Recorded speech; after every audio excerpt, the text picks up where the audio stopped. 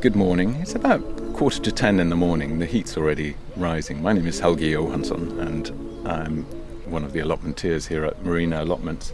We've got a great view down to the sea. We're just in West St Leonards, and I was going to show you around my allotment. This is Lecker. I'm Lucy Dearlove. I've got some standard Earl Grey, and I've also got a load of mint growing. So there's mint tea, there's also thyme flower tea. I know. I think maybe that. I've never had that. On this episode, I'm spending some time with the growers and gardeners of Hastings and St Leonards. You okay with this one? Oh, absolutely. I mean, I don't think I've earned the title of allotment ranker. Yeah. A little bit of honey? Absolutely. Town Grown is a Hastings-based food growers network. Back in June, they organised an edible open gardens weekend, where food growing sites all over Hastings and St Leonards opened their gates to the public. I went along, took my recorder with me, and spent some time getting to know what it's like to be getting your hands dirty in the soil of this part of East Sussex. A former Victorian private garden, finding a new lease of life in the community. A very special plot on the site of a former secondary school cricket enclosure.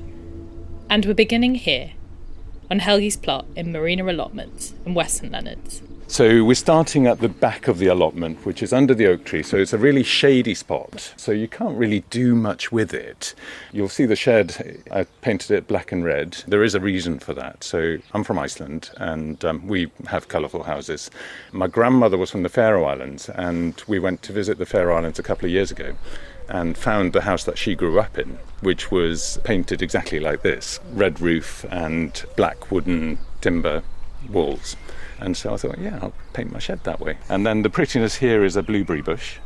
And that's in a pot? Yeah, so that's in a pot. They like a very acidic soil, so try and make it a little bit more acidic by putting loads of kind of mulch and fern clippings and things like that. Asparagus here beginning to grow, so that'll be probably a couple of years before I can harvest it. It's all trial and error, it's not all success. So that thing there is an almost dead cherry tree. It wasn't very happy in our garden because it's a very sea-exposed garden, and it's certainly not happy here. And I've basically given it a final warning, and if it doesn't perform this summer, which it really isn't, then it's going to be chopped down. No, it's not this looking winter. Very happy. No, it's looking terrible. Quite embarrassing. But next to it is a fantastic plum tree that was here already, and last year it produced about 4 plums. But this year it is absolutely dripping.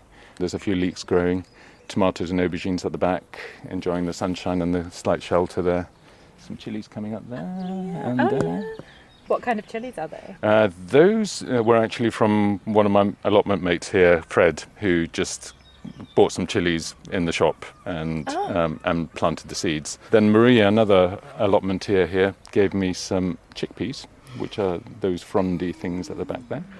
So we'll see what they do. And then there's some random sunflowers at the back. The onions have been terrible.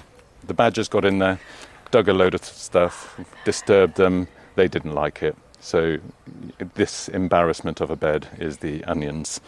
But the loganberry at the back is doing very well. And then we get to the Jerusalem artichokes at the back, which my friend Leanne said, and she gave me some of them. And she said, well, once you've got them, you'll never get rid of them, which is probably true. But I do love them and make soup and stuff like that out of them. Tomatoes in front, bit of a squash, more chilies, gooseberry, raspberry, more tomatoes. And then round here, there's a big apple tree at the front of the allotment. So we're now gone all the way along one of the ends of the allotment, and so got to the front bit of it, which is the apple tree. A few other things kind of growing down there, some strawberries. Salsify at the end there was self-seeded, so I'll look forward to tasting the roots this winter. Fun. Yeah, I never tried it. And then I planted some vines growing up the greenhouse, which I'm not expecting much of this year, but there are tiny little grapes there. Yeah, there are about 5 bunches of grapes there. Obviously I'm planning on doing small batch kind of dessert wine or something like that. Obviously. Very small batch, like One glass. one bottle. Well, I might get a bottle out, actually. Some aubergines down here. Now, next year I must set a reminder during the whole of May saying, no, it's too early. No, it's too early. Don't plant them out, it's too early. Probably for every week in May, because as you can see, the ones that I planted out really early are just rubbish. Whereas the one down there, I've already harvested one, and that's much happier. Yeah, it's about 3 times the size. Exactly, yeah. Even though I started it later and planted it out later. So very interesting. So don't plant things out too early. Then I've got a few sweet corn, some courgettes, some squashes, and some beans growing up the side. Supposedly the 3 sisters. The beans are nitrogen fixing, so there's bacteria in the roots of the beans that fixes nitrogen. So essentially they self-fertilize. And so if you plant them next to other plants, the other plants will benefit from the extra nitrogen that's in the soil.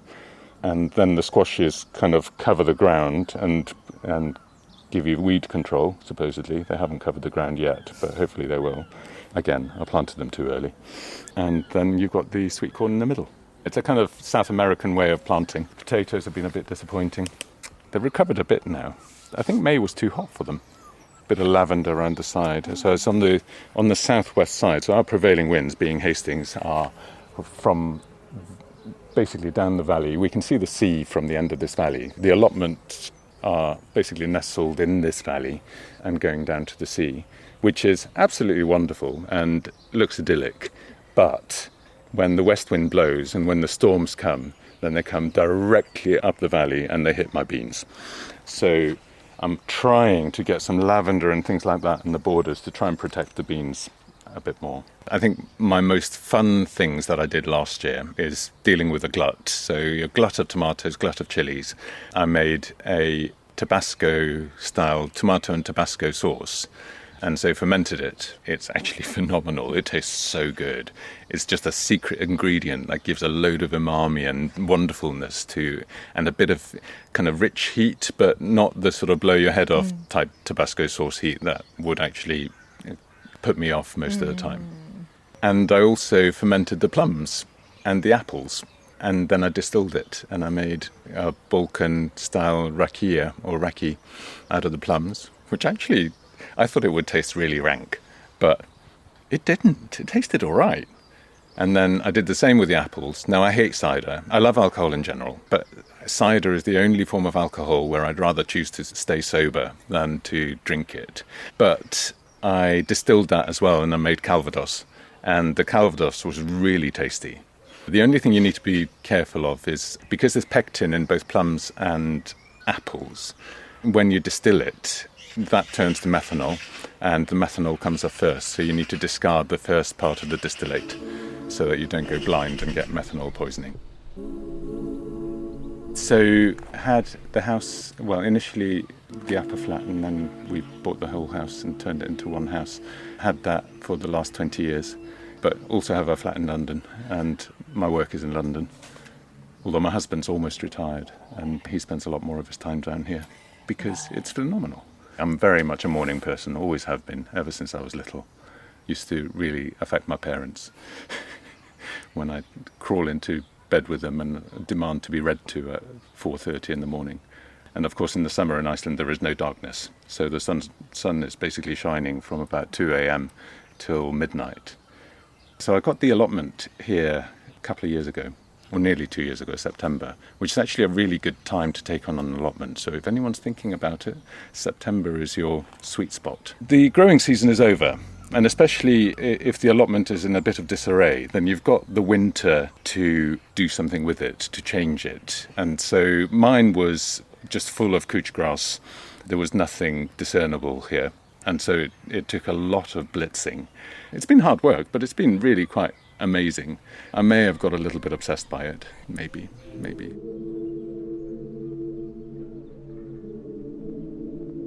The weather is both a challenge and an advantage because it very rarely freezes here.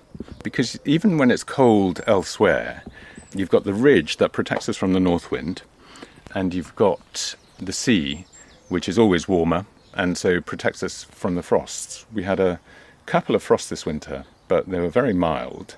Although one of them was in May, which was super annoying. But then you've got the storms and the salt wind, which a lot of the trees and legumes and things really don't like. So trying to get some sort of shelter in is really helpful. My other challenge has been, I think because this allotment spot was neglected for a couple of years, was the soil. The soil was really quite poor. It's clay. You're under the oak tree, so the oak is very thirsty and drinks out a lot of the water in the soil, so it dries out quite quickly. And my main winter project for the last 2 winters has been to improve the soil, dig in loads of organic material.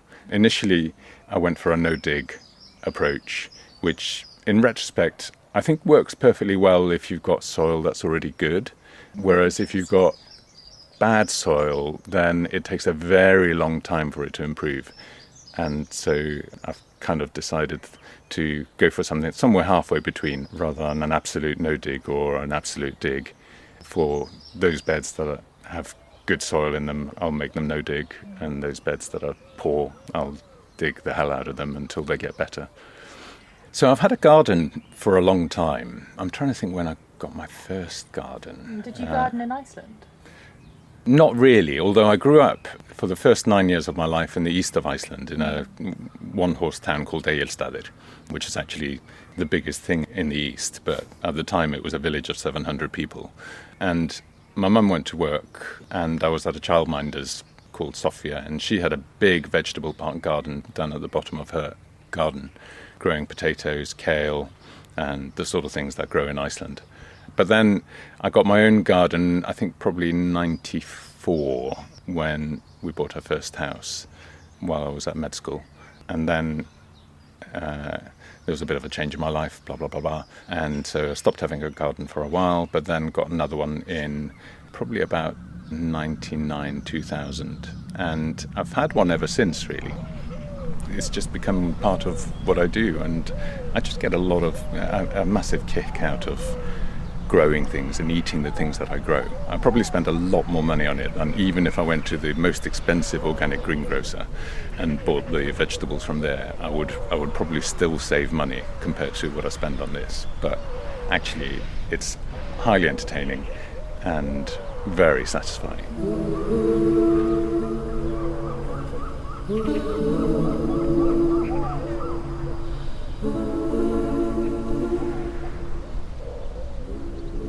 Now, we're moving up the winding hilly streets of St Leonards, away from the sea, to a lush garden in the middle of a square.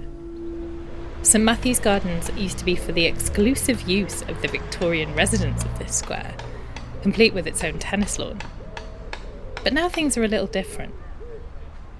Yeah, of course, I'm Will Taylor. So I grew up in the area of St Matthew's Gardens. My parents still live here along with my sister, and when we had the chance to move back into the area, I was all over it because, yeah, I loved the gardens growing up as a kid. Always felt that this is almost like my spiritual place. Did you come here as a kid? Yeah, we came here as kids back in 88. So we just had a massive storm, like it was the hurricane. The storm of 87. Yeah, the storm of 87. I've heard about it. Massive hurricane that Michael Fish got completely wrong and said, don't worry about it. But there were trees down everywhere. Around the perimeter, you'll see that we've still got a lot of Austrian pines.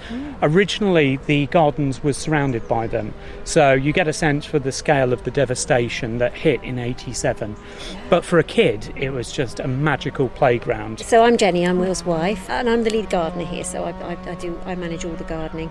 We moved back in 2013, and during that period of time, there'd been a lot of volunteer efforts to tidy up the gardens and make it back into a more usable space. It was laid down by the Victorians for the enjoyment of exclusively the people of St Matthew's Gardens. Yeah, there were actually a number of these pocket parks, private gated parks, across Hastings and St Leonards. So we've got all of these interesting little spaces, and I think that it's a crime not to share them out with the community. During lockdown, it was a godsend for a lot of people. A lot of people use this space because they had to have, I mean, we forget, don't we, but that you had to have an open space to go to within walking distance. And so people were desperate Yeah. find somewhere they could go. You know, of all the negatives of the COVID period, I think people started to appreciate their local green spaces a lot more as a result of sort of stopping and looking around and finding these little spaces. But yeah, in terms of the history, so it was very formal, I guess. We actually don't have any photographs of what it was like in Victorian times. Which is a real We've shame. scoured. We have had a couple of super keen metal detectorists that came over time, and we've got some great finds which shows the use The whole since the period. Victorian period, and actually some older stuff from when it was farmland. We found a spindle whorl, and it's post-medieval. We had it. We portable. We sent it off to Portable Antiquities, and they analysed it and sent it back to us. So this was all farmland at one stage, and then sort of so. It's always been a place where kids have played. We found loads of kids' toys, old lead toys like and things. well, we found like a mini pistol, and little trucks. little trucks, and figures and things. cowboys. Cowboys, Metal cowboys. So that dates it to Bikes. about the 50s when a kid lost it. And then during the war, this was used as a training ground for the Home Guard and a Canadian regiment that was stationed locally. We've got sort of vague bits and pieces of history to that, but we've confirmed that because we found rifle bullets, fired rifle bullets. I can't remember what the calibre is, but they were definitely Home Guard calibre because they were from World War One.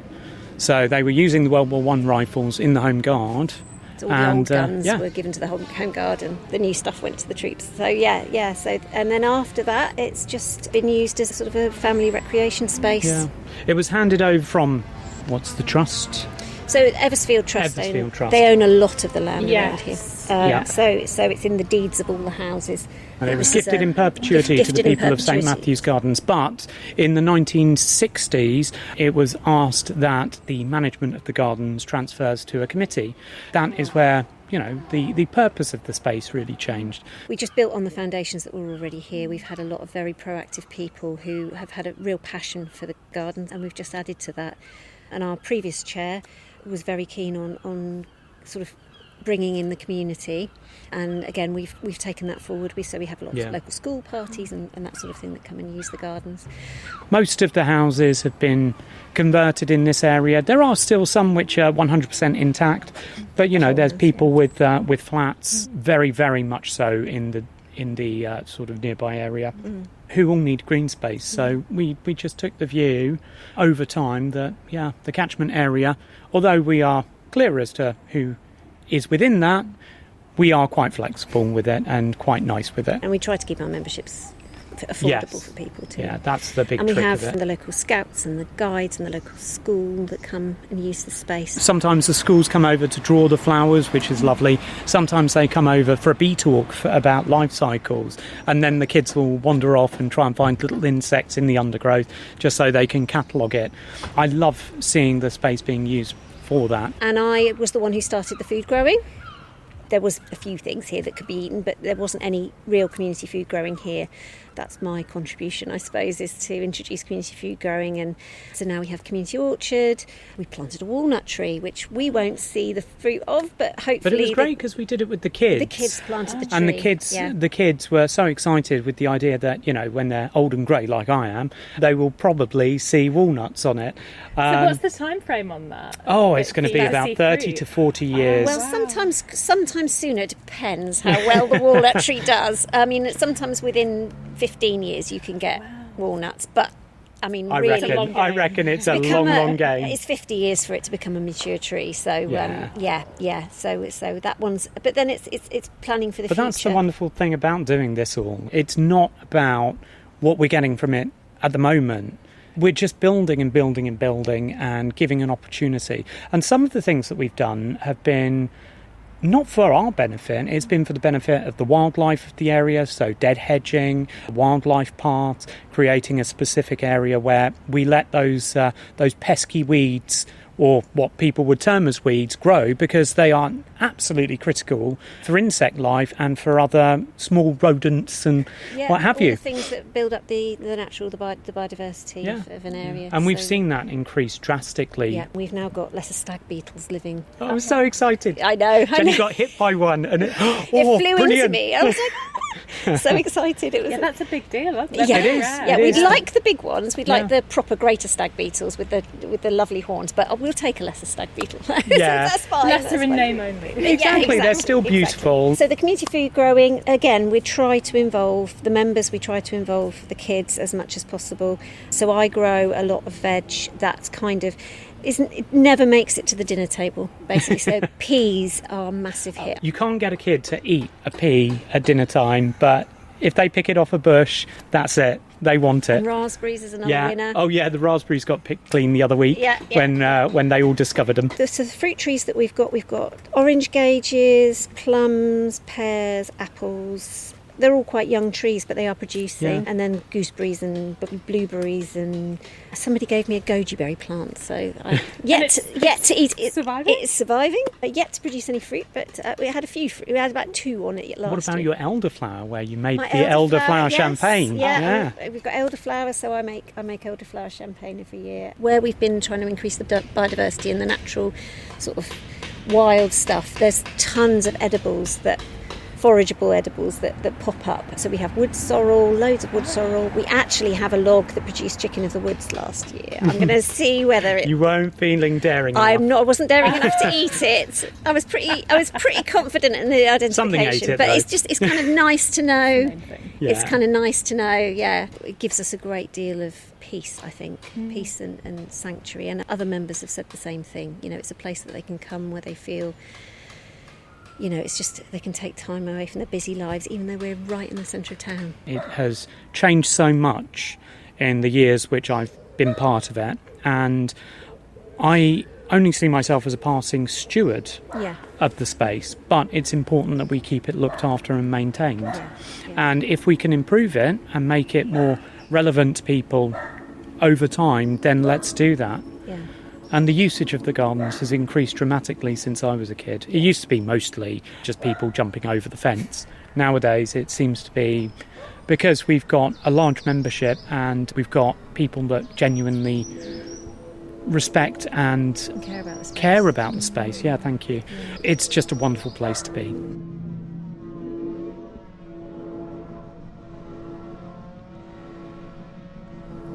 Out of town to the east of Hastings, down a tiny track just wide enough for one car at a time, is a plot called Small Meadow Farm. All sorts happens here, from permaculture education to off-grid camping. But I'm here for a particular reason. Apples, along with the odd pear and quince. So when I arrived, it was covered. I've got 4 major infestations here. Thistles, the big marsh thistle, they're giant. They look like warriors like they're just really menacing. Ragwort, which is obviously quite an invasive thing that you have concerns about with like cattle and things like that. It's poisonous. Sycamore, which are those tree seedlings, and they're very prolific, and brambles. So what I inherited was these 4 weeds, basically. So my name's Anna, aka Permaculture Anna. I was a community gardener in North London and just really got bitten by permaculture. And with that kind of sustainability lifestyles and, systems thinking and all the rest of it, it's also experimentational that I was like, just want to put all this into practice. And then it's very much get back to the land, get back to our roots as humans. It's not really anti-capitalist, but it kind of ends up being a bit anti-capitalist. It's like looking for a new way. Permaculture is about that. I would say it's a kind of experimentation into a new sustainable lifestyle. How do we not rape and pillage nature, but do everything maybe like we used to traditionally? Anyway, I was obsessed with it, and I sort of still am, but because I was a gardener and I was doing loads of forest gardens, and I was like, oh my god, this was the easier way to grow food. I was like a food growing activist. So I'd go around community centres and hostels and schools and teach people how to grow food from seed. But, that's a harsh journey compared to setting up a forest garden or a forager's garden, which is what my book is called. we're here. I've always been in love with Hastings. I always was going to downsize from London. And when I downsized from North London, I bought this field, which at the time was less than a studio flat. And I was just there like pinching myself going, I don't believe this. But, you know, I was so driven and it was a dream. And I just kept working towards my dream. And it took 15 years. So now I've ended up on the outskirts of Hastings in Fairlight. It's a 10-minute drive. And I'm here every day, just sort of having this great relationship with a piece of land. So it's 4.5 acres. 1 acre is in a wooded area, but out on the field, about a third of that was brambles. And the brambles were 3 meters tall. So I was like, gulp, how the hell do I get rid of these brambles? And I had a meadow expert, because like I was within these networks of like Weald, you know, the Lund Fund and High Weald. At the time, it was called the Meadows Initiative. So this guy came for free and he was like, what you want to do is get a tractor, claw off the 3 meters of brambles, burn them, get this thing called a harrower, which is like a sort of chain on the end of a tractor that kind of rakes it up a little bit, and then stick some sheep on it. So yeah, I was from central Camden. I was like, okay, sheep. Never really had a pet in my life, apart from a cat I had to give away. So I just Googled and found on Pre-Loved some Hebridean sheep. And that's how I got started with the animals. And I'm still the worst shepherd ever. But I have learnt some basics along the way. And they were only supposed to be here for 3 years. But this is, I think, 8 years after getting them. But the good thing about Hebrideans for me is they're not very friendly and they won't let you touch them. And considering I can't catch them, that's a good working relationship that we have. So, yeah, it's a low maintenance off-grid way to manage pasture. This is an acid grassland environment, and it's a rare environment. I was already very passionate about wildflowers and the fact that 97% of our wildflower meadows have gone. And so before I came here, there were 3 things I knew I wanted to do. 1, guard the wildflowers. 2, plant an orchard. And 3, experiment with loads of forest gardens. And also, water is the hardest thing. So I thought when I first got here that I wouldn't be able to harvest enough. Fact is, I've got 8 IBC tanks, so they're those meter cubed big things. They probably overflow about 8 or 10 times over winter. So there's a lot of water that I'm not catching. Like, I want to catch it at the top. So this is a big slope. So, you know, everyone was like, oh, God, it's so slopey. And I'm thinking, permaculture brain, that's a great thing because I've got gravity and I can move water, you know, and I've got the trees and shade. And I kind of designed the land along contours. So, you know, permaculture is also like where you put things in relation to other things. It's like you're trying to get to this holistic vision of integration of everything that you're doing so that everything's in the right place and you don't have to work so hard, you know. And so tell me about the orchard. Oh, you mentioned that was one of the things you wanted to do when you got the land, and it's one of the things you have done. Yeah. So there were so many rabbits. So first, I knew from a previous project that I probably should just rabbit-proof it. And in the early days, it really makes me laugh because we'd enclosed the orchard, but there might have been rabbits there. So I actually got this, what are those animals? Ferrets. So this woman came with a white ferret, and she would just come because she wanted to feed her animal.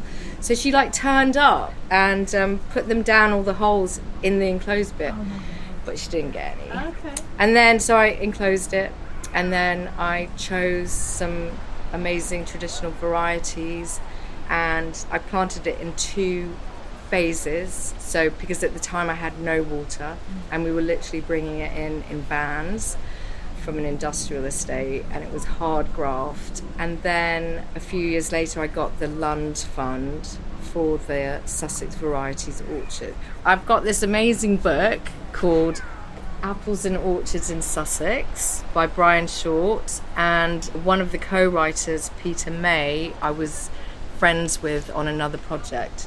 He'd like grafted into a garden in a forest that I'd done. He's mostly related to the permaculture crew in Brighton, and he really helped with Stanmer Park and developing that and grafting all the Sussex varieties there. He is the guy who has all of them, but at the time he only had 22. So I bought 22 of the varieties off him as trees, beautiful trees. And then for the other ones, I planted just the rootstock in the place where the tree was going to be. And he came, and I'd done grafting where you take like a stick and you put it onto a rootstock. But his grafting was like he just took one leaf bud out of this stick that was in the ground. You know, it just looks like a tiny little eye in the bark of the plant.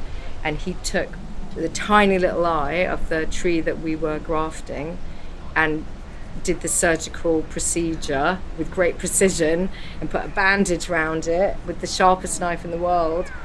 The whole tree has grown out of one little shoot.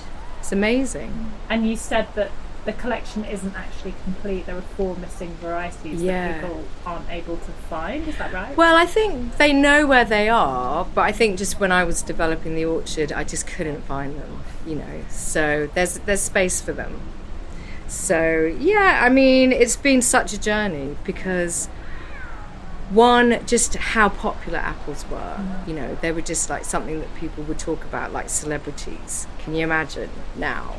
People don't talk about apples for more than about 5 minutes. There's so many subtleties, you know, whether it's like a nutty flavour or like a white flesh, or it's got like, you know, when you get like streaks on a Cox, they're like streaky things, or you get ones with flecks in it, or, you know, they'll be describing them via the lenticels of the apple skin.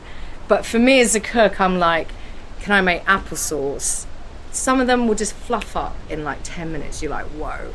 Or, you know, is this going to be like a French pear, you know, an apple or pear tart? So you need something that won't go mushy. And then for me, the amazing thing has been like the dual apples. So some are cookers and some are eaters, but there's this huge amount that are dual. And it's just like getting to know their individual personalities. I'm just on the beginning of a journey. And we'll do an apple day, so part of the Lund Fund was me doing outreach and teaching people about these traditional varieties. And now that I can, I'm like thrilled. We've got apples from Bexhill, Brighton, Hastings, Eastbourne, near Camber Sands, then over towards like West Sussex. There's just this whole world out there that we've forgotten about.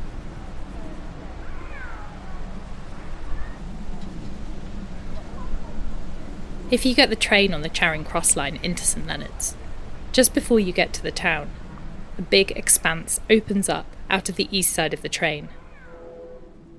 It's what's quite obviously a school field, a big modern building and then a big green expanse with sports pitch markings on it. And if you know what you're looking for, in the far corner of the site, you'll spot a densely growing section behind some fencing. Yeah, so I suppose before all the magic began, it was kind of a bit of a waste corner of the school grounds. So we used to have some cricket nets here. Oh, there's that train. Oh yeah. Will that be audible? Yeah, but I quite like that. Okay, cool. So we've got a small enclosed area that used to be used for cricket training, and that forms our allotment. And then there's kind of a bank above it, most of which is not ideal soil for growing in.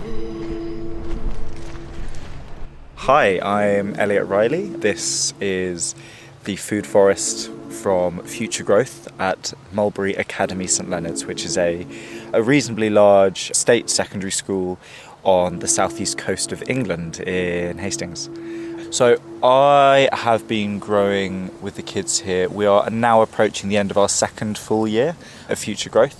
We planted a few trees the year preceding that, and there have been ongoing kind of food-related projects on this site for about a decade, I think. So there were a couple of raised beds when we arrived. Project Rewild have done some work here. They've done some work in-house. But as Future Growth, we've been running full-time for just coming up on 2 academic years now. The site is divided up into kind of 2 main areas. We have a regenerative allotment where food is grown in soil that is pretty much made out of waste materials. So we've got coffee from Stooge Coffee Shop. We have lots of mushroom inoculated sawdust, which comes from Basil's fungi farm. He gives us all of his waste. And we also turn school food scraps into compost. So we grow lots of vegetables there.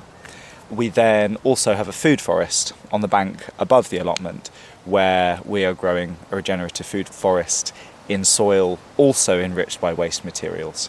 So we've got a member of staff called Jake, who has been doing amazing work in the last few months by frequently visiting some of the local supermarkets and bringing the food that they no longer want to stock but is still absolutely legal for consumption, bringing it into school to distribute amongst kids who will benefit from it. And then anything that does then not become able for consumption becomes our compost. So our food is being grown in the waste food that is provided by the supermarkets, absorbed by the kids as far as possible, and then anything extra goes back into soil production here. And most sessions, the kids will come to me and we'll spend maybe 10-15 minutes having a chat, having a catch up in the classroom, and working out how everyone's mood is that day. Are they feeling stressed? Are they feeling depressed? Are they feeling anxious, irritable, gassy, whatever's going on for them? We'll then come down to the garden and I will introduce the students to a new skill, whether that is sowing seeds, whether that's weeding, whether that's using chop and drop techniques in the food forest, whether that's propagation, whether that's sign painting. And then the idea is that each time students learn a new skill, that's kind of added to their arsenal. They can come and say, no, I don't want to do weeding today. I want to keep building the keyhole bed that I did with you last week because it made me feel focused and the hammering was a great way to get out some of my anger. Or they might say, actually, I'm feeling quite low. I'd like to just sit and do some weeding.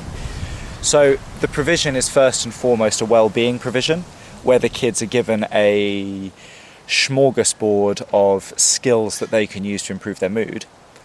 But the output of those skills is food. We're growing vegetables, and we're also building a thriving ecosystem which will produce fruit for the next 80 years, hopefully. Sometimes they will just approach us through the fence and be like, I want to come in. And we start a conversation through that.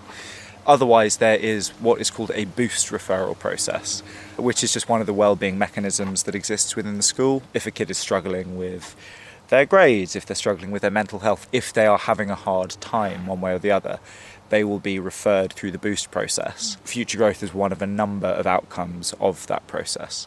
So students are referred to me because they've got poor mental health. Generally that's it. If they're not self-referring, it's because they're struggling with their mental health. And the students who have expressed an interest or potentially would benefit from a positive male role model or clearly need the opportunity to be able to learn to re-embody themselves but find PE an overwhelming experience, they will come to me. And because it's instead of their PE, that means that by default students are with me 3 times a fortnight. So they'll have kind of 3 sessions of 100 minutes, which begins out as lasting for a term, but some of my students have been with me for the best part of 2 years now. So for the most part, there's kind of a natural selection process, but it means we've got a really nice contingent of kids, some of whom have kind of been with me for quite a long time now. And they go by the term FGOG, which stands for Future Growth Original Gardener. When I was at school, I was initially very keen to join the army, but had quite kind of, basically as a person who was quite cynical, had what I could only describe as a Thunderbolt God moment, where I saw this flash of light and a voice in my head being like, yo, don't kill, man, life is enough. And I was kind of like shaken to my core, and like, whether that was a psychotic break, whether that was God, whether that was me, I'm gonna trust this. This feels pretty loud, this feels significant, so I'm gonna trust it. I then went on to do my degree in history and philosophy at university, which I adored, really enjoyed. And through that process was kind of set up with a nice cushy Shoreditch post-grad job in an ed tech company. But then the pandemic struck in my third year, and suddenly all of these topics that I'd been learning about, you know, alienation from land and shifts in power, all became very apparent that these weren't historical topics. We're still living through them. And I saw global supply chains fracture overnight. My entire world was suddenly shaken. It's like, this stuff is not resilient. We don't have this skill set there. So I realised that I wanted to be doing something more meaningful, but didn't know how to begin. And I suppose the other important bit of context with this is that I was fortunate enough to get an enormously discounted place to a very good private boarding school. I also got a massively discounted place to a very good private university. So not only was my thinking, I don't know what to do, but it's, I've received on paper one of the best educations in England, and I don't know how to make a grown-up decision for myself. What is wrong with this picture? So I suppose with those two questions in mind, I kind of went upstream. It was during the pandemic and I had the time, so I was like, okay, how have we got to a stage where the world is so fragile and where education does not give us the skills to develop resilience? And through that process, I learned about a school in the Dominican Republic called the Human Hive. And these guys were a trauma-informed, learner-led school who at that time were teaching a module on permaculture. And I was like, well, I can either stay in my dad's flat in Bexhill during a pandemic, or I can go and volunteer in the Caribbean, learning about all the things that seem most important in the world. In hard terms, they were building a food forest. You know, I wasn't aware of permaculture, I wasn't really aware of these systems. So I just saw them transform this kind of like dry, hydrophobic, broken bit of land at the back of their school pretty much overnight into this thriving, abundant system that was absorbing water and absorbing waste and kicking out food and biodiversity. So I was like, this is sick, like this is really exciting, I want to learn how to do this. So what I'm doing here is in many ways what they were doing without the mangoes. We have planted a pawpaw, but yeah, like it very much is kind of a locally adapted model of what they were up to. So we have 4 golden rules in future growth: no violence or unkindness, no touching tools without permission, no climbing trees without permission, and if I tell you to do something, you do it. But you can also always communicate back with me. And on that basis, kids know that if ever they are removed from the provision, which doesn't happen often, it's not because they've broken a rule, but rather because they have demonstrated behaviour that means I can't keep my group safe, which is quite different from some of the rules that you have around the school, which then also means that everybody participating feels safer, and students know what they can scream and make noise and be angry and run around and vent, and that's permitted. And then once they've done that, they can re-engage.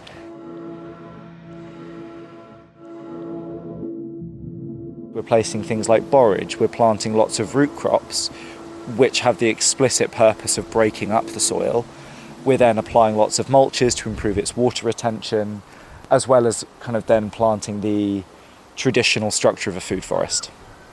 We're not letting things rewild without human interaction, but we're planting things like Jerusalem artichokes, because I know people can often be quite nervous about them, because they'll say they'll spread like a weed, which they absolutely will. Once you've planted them, they're very hard to get rid of.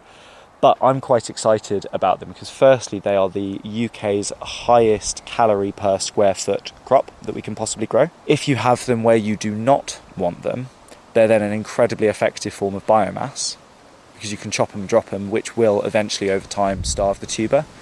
Where we've got this little cluster of them there. Yeah. In their first year, they grew up to ankle height. They're now about waist height. A really, really happy Jerusalem artichoke will get up, it'll be taller than us. But by breaking up the soil as they are, they're doing those with roots rather than mechanical force, which means they're improving the biological activity within the soil rather than damaging it. Okay. But then should they start to become a nuisance there, I'll just chop those to the ground and mulch the olive tree or the grape tree with them. And then when they resprout, I just do it again. But as a low maintenance way of getting calories everywhere and anywhere, they are so easy. They're also very tasty. Will make you fart when you first try them. And also, interestingly, the Jerusalem element is a misnomer. It comes from girasole, which is Italian for sunflower, which is what they look like when they grow to maturity.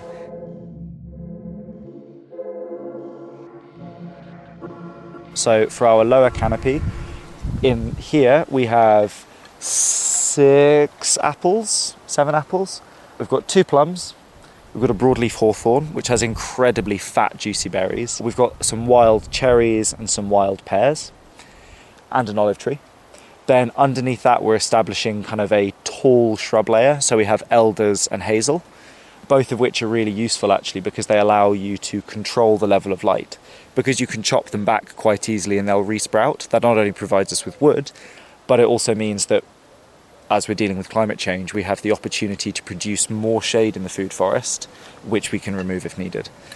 Below that, we then have an edible shrub layer. So we've got honeyberries, raspberries, currants, a gumi berry, which is just about holding on for life, but I'm very excited if it works. Elaeagnus multiflora. Nitrogen fixers are a really big part of working with food forest. We tend to rely on broad beans because they're just incredibly easy to plant and replicate. But having nitrogen fixing shrubs is kind of something that is always useful to have. But obviously I want them to be fun for the kids as well. And the Elaeagnus multiflora is the only one I found that has sweet berries. So it's a sweet perennial nitrogen fixer. Bit more exciting than a broad bean. It's more fun than a broad bean. Yeah, exactly. So then alongside the canopy, the tall shrub layer, the lower shrub layer, we've got lots of mints, we've got lots of mallows, we've got lots of kind of things that we're treating as edible weeds. We've got lots of comfrey, which is a really useful dynamic accumulator. We actively encourage dandelions to grow in here. We've got lots of kind of tall prairie-like plants, so we've kind of intentionally been sowing brassicas, cardoons, verbenas. Horseradish is great because it spreads really quickly and we're experimenting with making a cough syrup with it.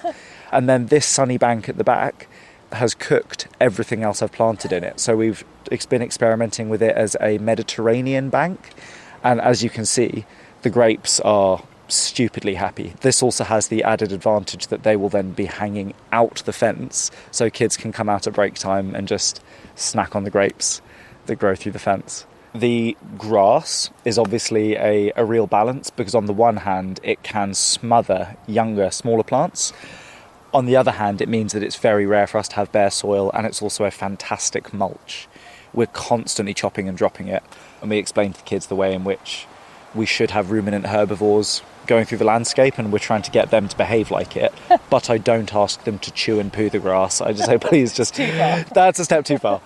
But rather than being a particular plant that has done well, what has surprised me so much is the success of the lasagna beds and just how vigorous the growth has been, because they're sawdust, coffee, and a top dressing of compost. Dug ground versus not dug ground, or the no-dig method, is a very big popular conversation, and it's really important. Protecting the integrity of the soil microbes is vital.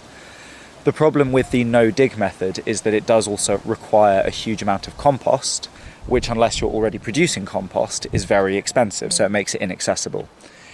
The lasagna method focuses on using freely available and abundant resources to make a compost pile in situ.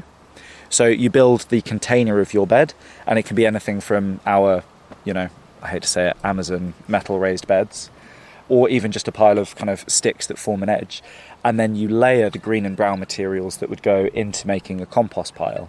So your greens are the things that are very high in nitrogen. That might be grass clippings or, confusingly, coffee. And then browns, so shredded paper, shredded cardboard, wood chips, sawdust. And if you can layer those together and then top dress them with compost, you're effectively building next year's soil with a small amount of accessible compost right now. So I was expecting our first plants to kind of serve as semi-sacrificial plants, they're going to get the soil life in there, they're going to establish the root network, they're going to cover the soil, and they're going to add more organic matter, but they are pumping. So this is my first personal project, and quite excitingly, I've now been given the go-ahead by the school to get a rolling pattern where I'm not just working here, but I'm designing a second school site and implementing it on a third each year. From a food security point of view, we have to have it everywhere. And I do not need to be the person making it happen, but we need food growing in every single community space available. That's kind of I'm going to put myself on the line here. That's non-negotiable. If we want to survive as a species, we need regenerative food growing everywhere. That's how the societies that have done well have lived. And it is the lack of that is causing us to have the dangers which are kind of existential that we do today. So if I can kind of play any part in just making it so that there is more food growing in more places and also more waste being turned back into that food, those are closed loop systems in places that are meant to provide for the future.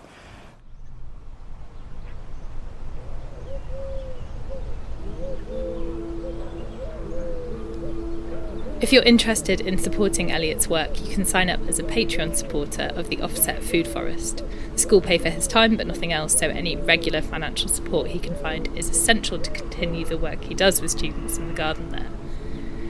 You can find him on Instagram at offset_food_forests, and I will put the link to that and also the link to the Patreon in the show notes of this episode. Likewise, you can find out more about all of the growing sites featured on this episode in the show notes on the Lecker website, and how you can visit, get involved with them, support them, whether that's joining the allotment waiting list, find out about wild camping or permaculture courses at Small Meadow Farm, or joining St Matthew's Gardens as a member if you're in the local catchment area. As a fun little thing for this episode, I've also produced a single-page zine about each story. You can read little bits of those on Instagram, or if you go on the website for this episode, which will be linked in the show notes, you can download the file for free and print them yourself if you'd like to do that. It was just a fun way to tell the story of some of the things that I learned about these different places. Thank you so much to Helgi, Jenny and Will, Anna and Elliot for being part of this episode. And thank you to Towngrown for coordinating the edible open gardens. I had such an amazing time. I saw a couple of other places that I didn't end up featuring in this. And it's just so cool to see these sites within what is kind of relatively quite urban, a town, and then the kind of more rural surroundings of it. How people are growing, what they're doing, what challenges they're facing, how they're kind of practicing resilience in the face of those. I find it very inspiring, and I really recommend getting involved if you're local and attending next year. You can find Lecker on Instagram at Lecker Podcast and on Substack too. This is an independent show which is very generously supported by listeners. If you enjoy what you hear and you're in a position to do so, you can sign up as a paid subscriber to support Lecker on Substack, Patreon and Apple Podcasts. The links are in the show notes. Thank you so much to any paid subscribers listening here for your continued support. And another thing you can do that will really support Lecker is tell people about it and subscribe in the app that you usually listen in, and leave a rating and or a review. All of those things are hugely helpful, so please do that if you enjoy listening. Thanks for listening. I'll be back very soon.